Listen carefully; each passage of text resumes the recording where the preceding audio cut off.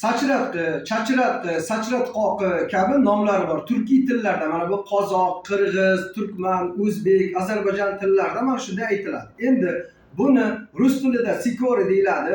Qaysi joylarini iste'mol qilinadi? Barglari, gullari, tanasini iste'mol qilish mumkin. Quritib iste'mol qiladimi yoki ho'llay holatdami deyiladi. Quritsangiz soya joylarda quritasiz, quyosh tushmaydigan joylarda.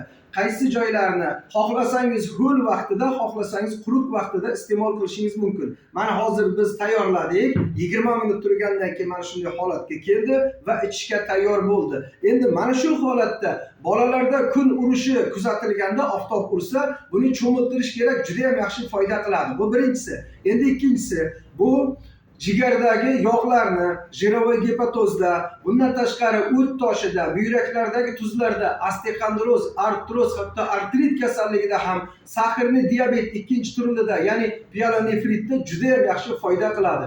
Yurak qon aylanish sistemasini yaxshi qiladi. Minus tarafi faqat ko'proq iste'mol qilinsa, davleniyani tushirib yuborishi mumkin. Shuning uchun holatga qarab, o'zingizni bilgan holatda iste'mol qilsangiz maqsadga muvofiq bo'ladi.